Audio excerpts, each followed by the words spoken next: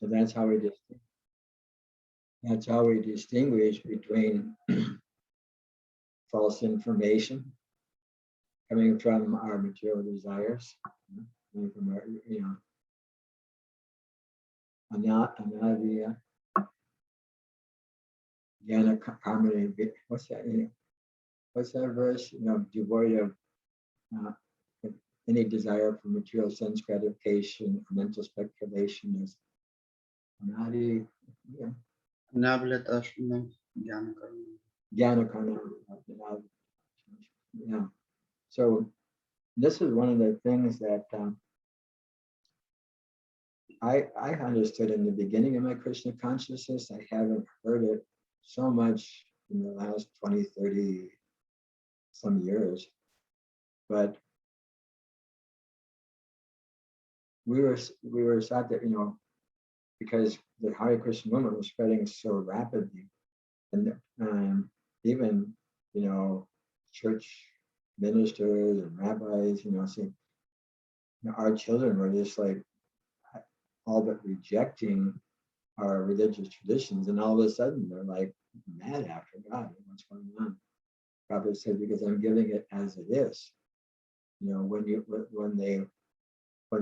the teachings become watered down because of desire for sense gratification, they change the thou shalt not kill to thou shalt not murder, or they'll change, some aspect of the scripture, kind of watering it down a little bit so that it won't be so difficult. And we can do that, we have that, we have our pranas that say if you're in this and this and this, you do like this, this, this. Even if you want to eat animals, there's a way to do that. In scriptures, for those who are meat eaters, which I guess would be worshippers in the mode of ignorance and stuff. You take a goat on is it dark moon night? I think dark moon night, and you tell the goat, in this lifetime I'm killing you, and the next lifetime you're going to kill me. And if you still think it's a good idea, you go ahead and do it. You actually have to tell the goat, that, dear goat, I know this is going to be rough on you, but then don't worry, you're going to be able to get me back. And so then they're allowed to honor that goat, the flesh of the goat. Prabhupada says never lower it. Lower. So each scripture will have its restrictions, scriptural injunctions to help regulate. They're basically meant to help regulate. 10 Commandments, Jewish law, Islamic laws, all these different things are there to regulate, because the regulation helps one achieve goodness, and from goodness we can help get a chance to understand or get closer to Krishna, get closer to our understanding of God, makes the mind more clear. So that's kind of like a long 20-minute answer. Vishaka, very good. You remembered the question, almost verbatim. She's used to that. She's in college, right? No, did you finish? No, yeah, okay. I'm still in university, Maharaj. Okay. So is that good enough? Is that okay? Just make sure it's not something,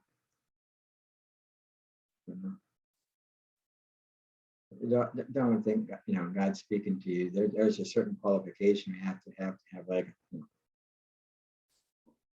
there's a joke. Can I tell a religious joke? But even it's recorded. So I'll pause it.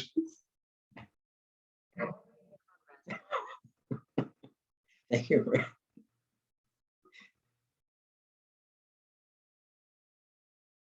So should we read the verse? Yes, Maharaj. This is a very, very, very wonderful verse. Anta kale chamam eva smara mukta kalevaram ya prashati samad bhavan yati nashyatra samshana. And so now Krishna is now answering Arjuna. From the third verse, he described Brahman, eternal nature, the self, and he described karma, and then he described the physical material nature, and then he let himself know that he is Adiyagya, the Lord of Sacrifice. So the next question is by Arjuna was, and how can one engage in devotional service know you at the time of death? So Krishna is answering this question by saying, and whoever at the end of his life quits his body remembering me alone, at once attains my nature. Of this there's no doubt. So Smriti, you want to read we want to one of the things we should unpack here is me alone. Who quits his body remembering me alone without any other obstruction. Any other obstruction. It's good to know that. So Asmita? Hare Krishna Maharaj. Sure. In this verse, the importance of Krishna consciousness is stressed. Anyone who quits his body in Krishna consciousness is at once transferred to the transcendental nature of the Lord, of the Supreme Lord. The Supreme Lord is the purest of the pure. Therefore, anyone who is constantly Krishna conscious is also the purest of the pure. The word smaran, remembering, is important. Remembrance of Krishna is not possible for the impure soul who has not practiced Krishna consciousness in devotional service. Therefore, one should practice Krishna consciousness from the very beginning of life. If one wants to achieve success at the end of his life, the process of remembering Krishna is essential. Therefore, one should constantly, incessantly chant the Mahamantra, Hare Krishna, Krishna Krishna, Hare Hare, Hare Rama, Rama Rama, Hare Hare. Lord Chaitanya has advised that one be as tolerant as a tree, Drorapi Sahishana. There may be so many impediments for a person who is chanting Hare Krishna. Nonetheless, tolerating all these impediments, one should continue to chant Hare Krishna, Krishna Krishna, Hare Hare, Hare Rama, Rama Rama, Hare Hare, so that at the end of one's life, one can have the full benefit of Krishna consciousness. Whoa. Every sentence. Anybody else notice that? Every sentence? Practically speaking, every sentence. In this verse, the importance of Krishna consciousness is stressed.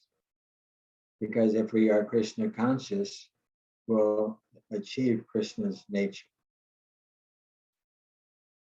Anyone who quits his body in Krishna consciousness is at once transferred to the transcendental nature of the Lord. The Supreme Lord is the purest of the pure. Therefore, anyone who is constantly Krishna conscious is also purest of the pure. Anybody remember our analogies for? I'll just give it. If we put ourselves in Krishna, or given the example so many times, when an inferior energy or inferior element enters into a superior energy or a superior element, they take on that superior quality. It's like if you take iron and you put it in fire, fire is a higher element than earth, and so the iron, which is just like earth, takes on the quality of fire. And so we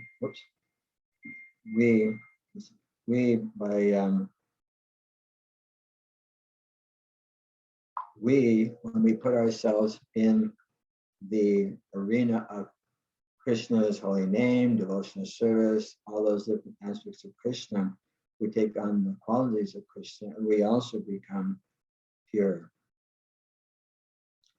Now, here's an important one. The word smarana, remembrance is important. Remembrance of Krishna is not possible for the impure soul who has not practiced Krishna consciousness and devotional service. Therefore, one should practice Krishna consciousness from the very beginning of life. Let's go back to. Let me just take a guess here. I think it's in this.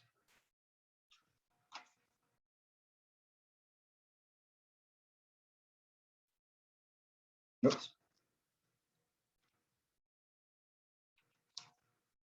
Oh, page 17.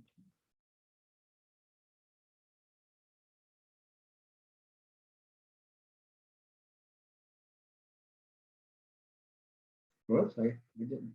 It's the same thing said again in verse 41 of chapter 3, but I thought it said there that one should practice Krishna consciousness from the very beginning of their life, or from the time one understands the urgency of the message. I'm going through the Gita again, so I'll mark it down so I can get that to you next time. So those of us that didn't begin Krishna consciousness for the very beginning of our life, the urgency, when we see the urgency, we can take it up.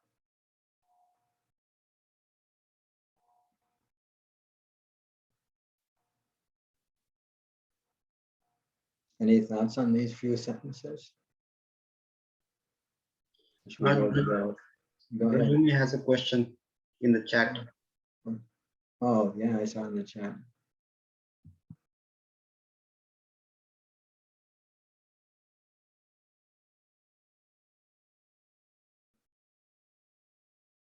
Same.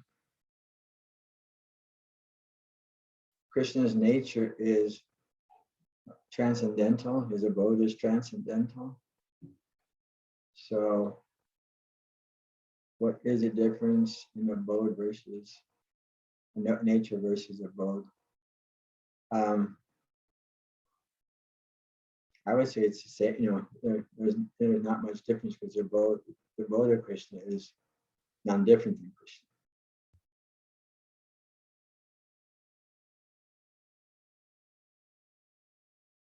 And so, yeah, abode, nature. We're just going to go to Krishna. You just go to Krishna. But didn't notice the words. If David was here, he would have picked it up too. David was really the one that started picking out catching the different terms.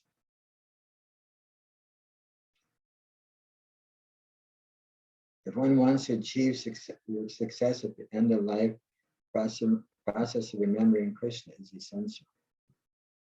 We've talked about success so many times, I think, with this group. If one wants to achieve success at the end of life, and what we have to understand what that means. Huh? Anybody have an idea what it means to achieve success? How do we judge success? Devotees judge it completely different, isn't it? Completely different idea of success. We have given the example that there's a bumper sticker, and it says that one who dies with the most toys wins. In other words, anybody that's accomplished more materially than the person next to him, that person is very successful. I told you that story about the cemetery in Brazil, right? When I went to Brazil, did I tell you that story about the cemetery in Brazil? Lavanga's heard that part of the story probably 5 times. Is there more than one person that hasn't? More than one person who has heard the story before? I went to Brazil once. Good evening, David. I just mentioned your name because Brajabhumi, we're on text 5 of chapter 8, and Brajabhumi asked the question, attains my nature or attains my abode? Is there any difference? And I said, well, that's a question that David would have caught. 2 different words using. I'm sorry. I'm sorry I'm late. I was caught in traffic. That's okay. And I don't know how to answer that question, but I'll think about it. Yeah, Krishna's abode is transcendental and Krishna's nature is transcendental. So you're in a transcendental, it's all transcendental. I'm telling a story about success at the end of life, because Prabhupada's saying here in the purport in text 5 to chapter 8, if one wants to achieve success at the end of his life, the process of remembering Krishna is essential. So many years ago, in Brazil, the currency often fluctuates huge. They'll drop the current, Cruzeiros, Cruzados, Nova Cruzeiros, Nova Cruz, it just has a, they'll just change the currency. And then the American dollar becomes, you can buy books, a nickel on the dollar compared to, if you have American cash. So one time I went down to, I got all the money everybody had and went down to Brazil with just a briefcase full of money, which I didn't even know was legal, but anyway, and was going to go to the printer and print books, and the devotees forgot to pick me up. $50,000 or something, and the devotees forget to pick me up. I don't even remember how much it was actually, and so I have to take a taxi. And the taxis in Brazil were VW bugs, those old VW bugs, and they took the front passenger seat out, and the passenger would sit in the back of the car, so we had enough room, and the luggage would be by the side. And so I probably lived in Brazil probably 2 years of my life, but I only know a few words. And the Brazilian guy knew a few English words, so we're driving and driving and driving. And then we go by the cemetery. And he says in broken English, "You may be happy to know that in this cemetery, all the millionaires are buried." And he thought that would be, in other words, if he could have such success in life, to be buried in the millionaire cemetery, that would be a great benediction, or a great accomplishment, or a great success in his life. Where as the devotees, we're not so concerned. I mean, we want to cremate the body because we don't want to have any influence of remaining the subtle body being attached to our previous gross body and hovering around for a little bit before we get to our next destination. So we usually cremate the body so that it eliminates that so-called subtle attachment. And so if one wants to achieve success at the end of life, the process of remembering Krishna is essential, because our success isn't monetary, it isn't 2 PhDs, 3 PhDs, it's not, successful family. We're not against these things, we're not against acquiring wealth to serve Krishna, or having family to serve Krishna, or to be nicely educated to serve Krishna. Actually, Prabhupada, most of you know Hridayananda Maharaj. In 1969, he was a scholarship, what would you call it, scholarship student at Berkeley.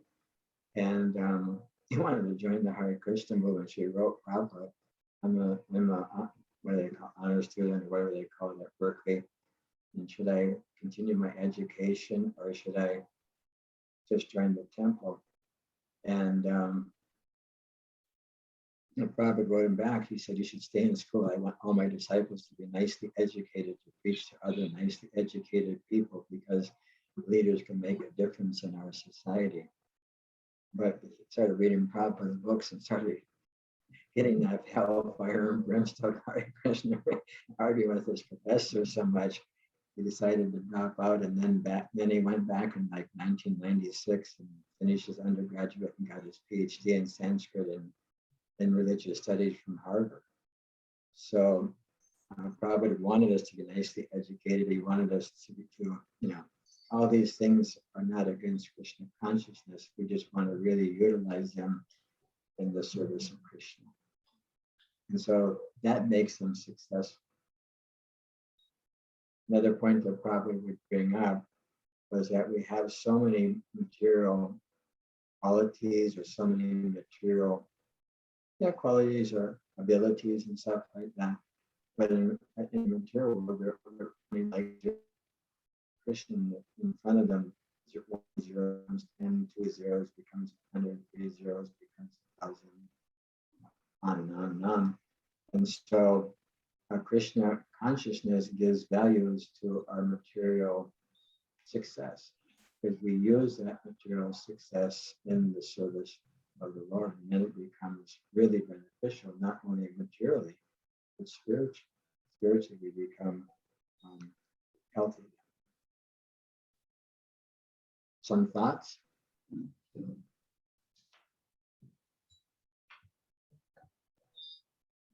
Well, for the next sentence. Therefore, one should constantly, incessantly chant the Mahamantra. Constantly and incessantly chant the Hare Krishna Mahamantra. Lord Chaitanya has advised that one be tolerant as a tree, Toro Eva Krishna. There may be so many impediments for a person who is chanting Hare Krishna, but nonetheless, tolerating the continue to chant Hare Krishna, so that at the end of one's life, he can have the full benefit of Krishna consciousness. What is that full benefit? What is the full benefit of Krishna consciousness? To remember Krishna. And we have to practice remembering Krishna. Isn't it? We have to actually practice. Lately on the today I'm really tired, sorry. Lately on the WhatsApp, I've been emphasizing japa as service. In other words, chanting the holy names in it with a service attitude. It's coming from the heart. Oh, I know some devotees here like the analogies of the heart. I'll just throw one in from the Prabhupada story. Because spiritual life isn't, it's just like chanting's not supposed to be hacking. It's supposed to come from the heart, because otherwise it just becomes work. It just becomes part, I have to, okay, part of my life is I chant Hare Krishna for X number of minutes, X number of rounds, X number of whatevers, and that's just part of my job. But when we begin to chant Hare Krishna from the heart, then it becomes an act of love. So anyway, here's a little love heart story. There was a group of devotees in Europe that bought Mercedes vans to facilitate the outreach in India. The big Mercedes bus vans, and they drove them from Germany to India.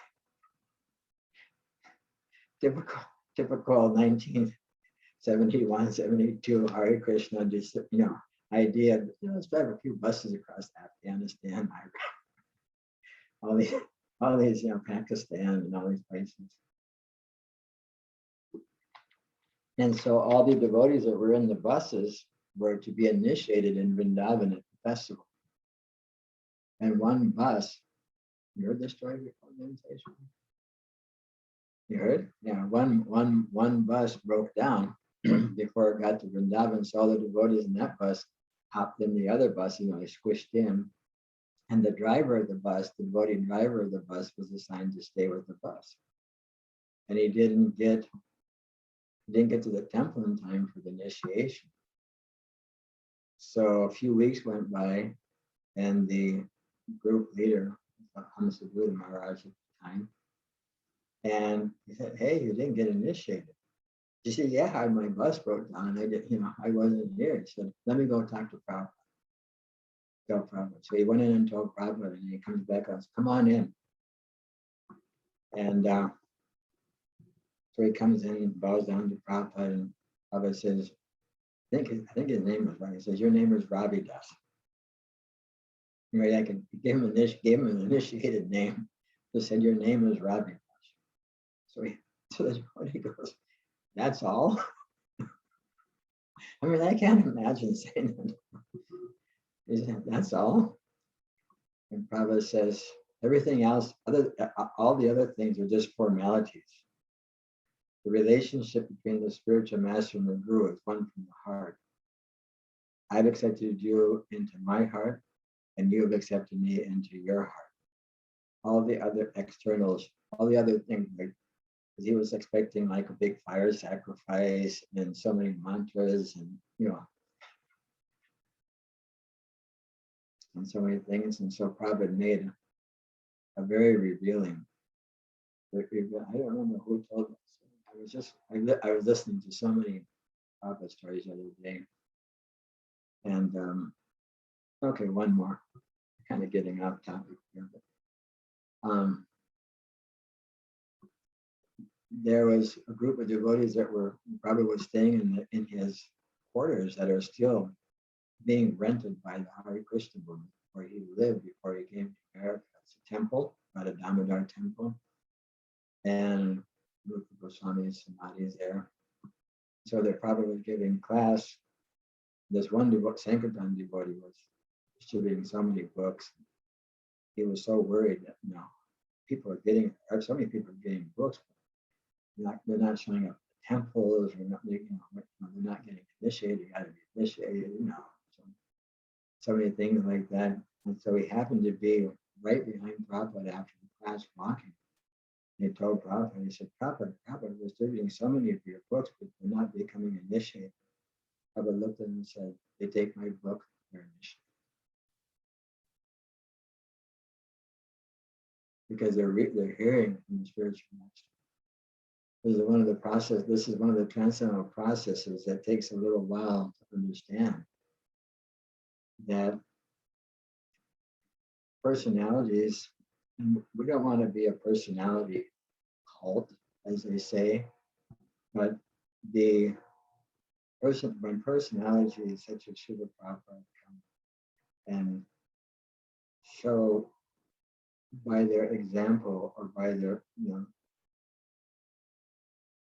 we don't want to say superhuman, but Prabhupada, in a few short, 8-10 years, went around the world like 14 times. He started 108 temples, translated in like 60 books, and managed a worldwide association, made thousands of disciples. And so there's some kind of impetus, there's something special that goes along with it. And the presence of Prabhupada is there in his books. I was explaining this on Sunday. Okay, no more stories.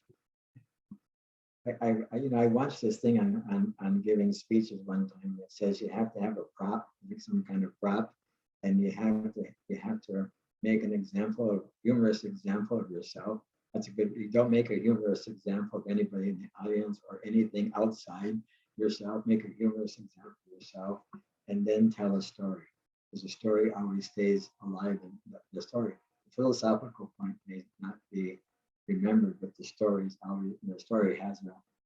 Is there a way to, David? Is there a way to teach through stories? Is that one process of teaching? Sorry to put you on the spot but he's a super educator. Your mic. I have a Sikh friend who does a lot of teaching with stories. Has built a whole kind of curriculum around stories that they're piloting in upstate New York, someplace. Now, I think he lives in Syracuse. Okay. And the kinds of things that I hear from him and that I see him do, I think it is possible to do teaching with stories, because stories kind of hit us at a deep level, different kind of level than other things. And when we hear them, sometimes maybe the real message of the story doesn't hit us until later, as we kind of let the story sink in and get its subtle meanings. But there's real power in there. Yeah. When you look at the Bhagavad, the Bhagavad Gita is a story of Krishna and Arjuna's conversation. You look at the Bhagavad, and it's Arjuna's grandson, is that, I think, right? Arjuna's grandson and Yudhishthira's grandson, who was bit by a snake and was cursed to be bit by a snake, and he's just waiting. It's predicted to happen at this time. He's having a conversation with Sukadev Goswami, and they describe all the different stories of previous kings and previous, all the different avatars and all the different things come through. It's basically, in one sense, story-based, as are the parables of the Bible and different other scriptures. A lot of it comes out. So, yeah, I agree.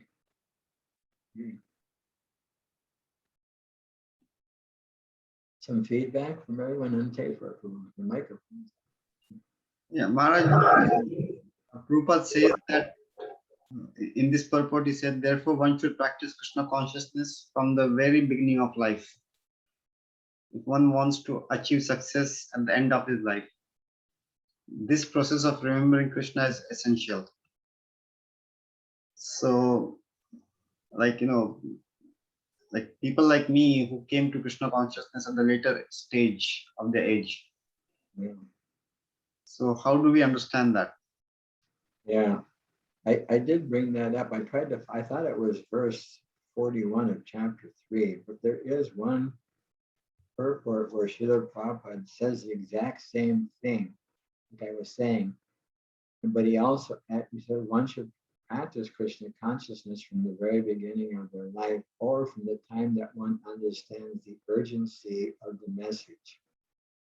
And that urgency is that we're in a foreign atmosphere, because we're spirit soul, we're transcendental by nature, but we're in a material vehicle.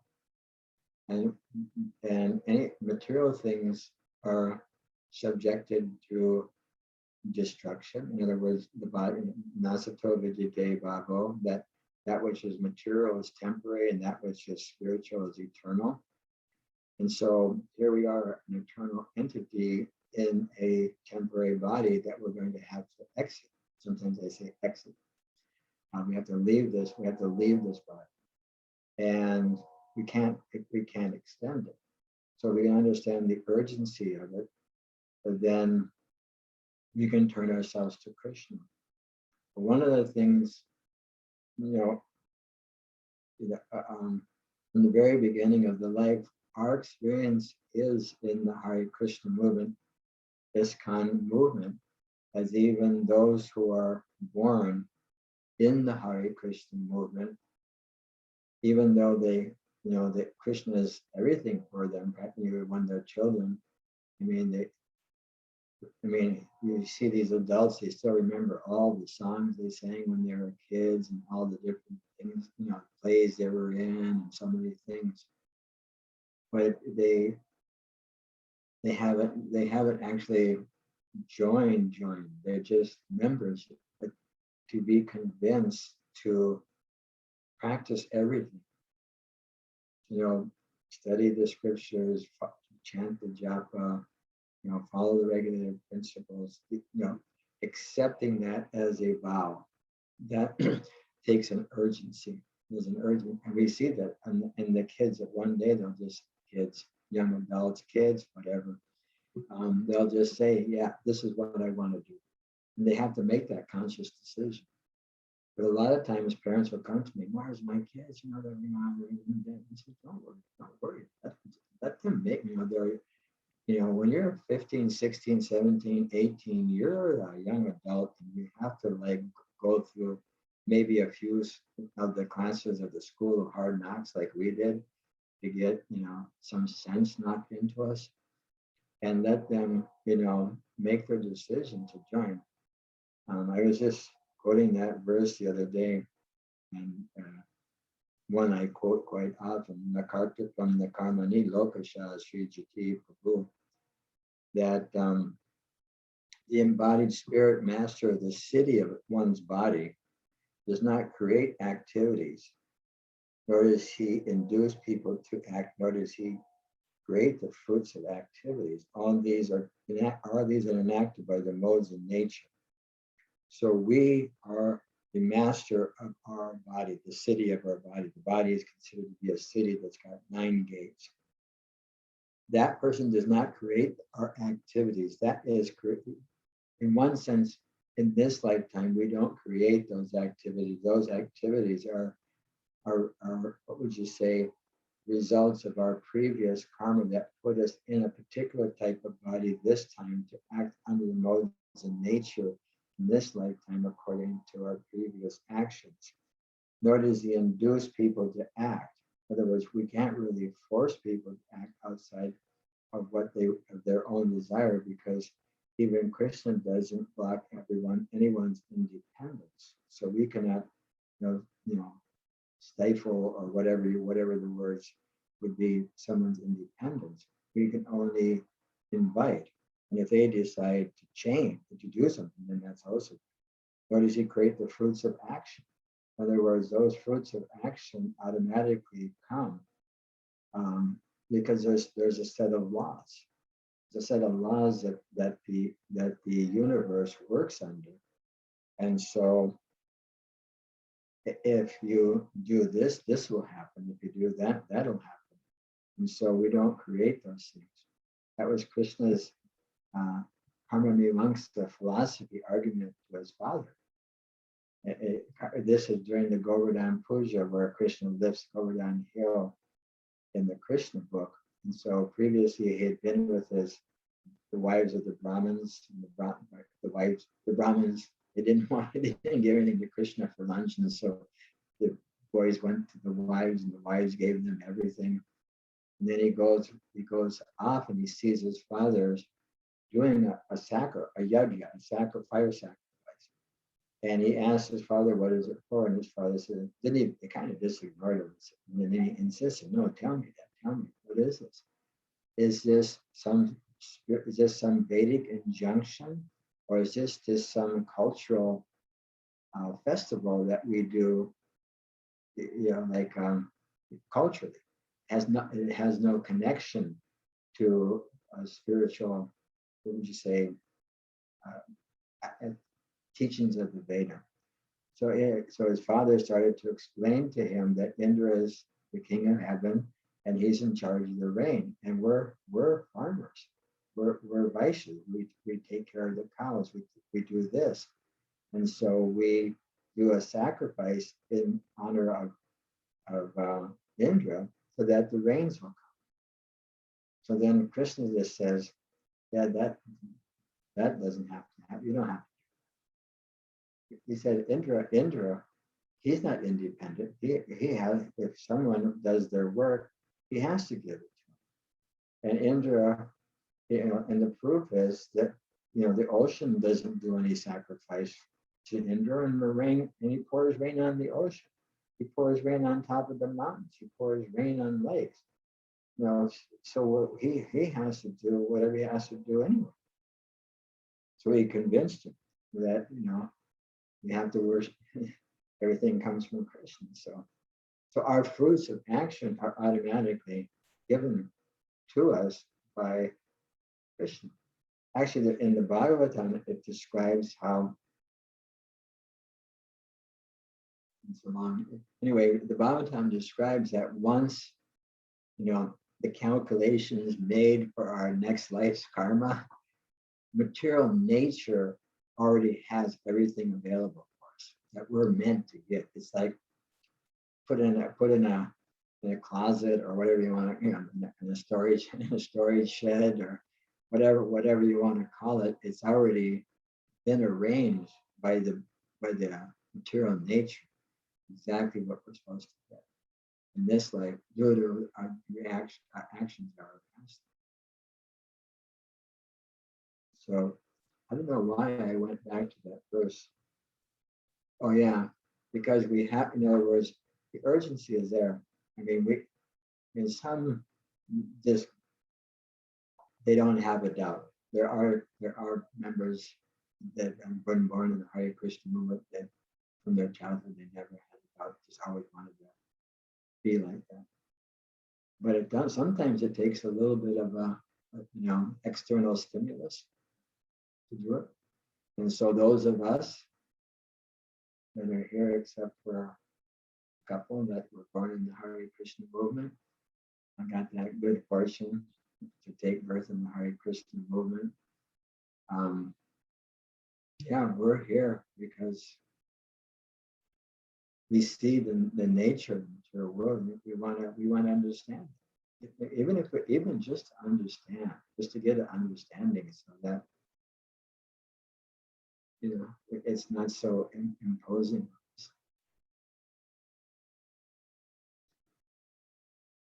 Any other reflections, thoughts?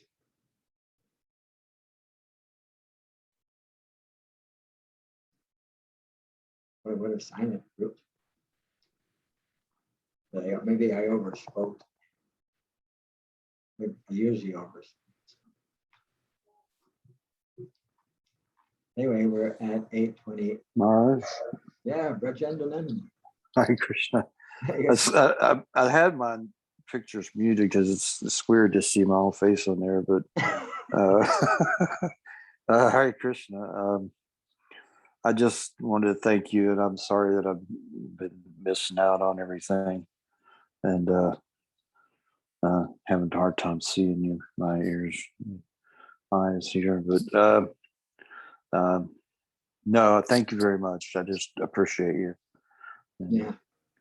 you know, I hear what you're saying. You know, so Yeah, I thank used you. to go to his house for dinner every day in Melanchthon.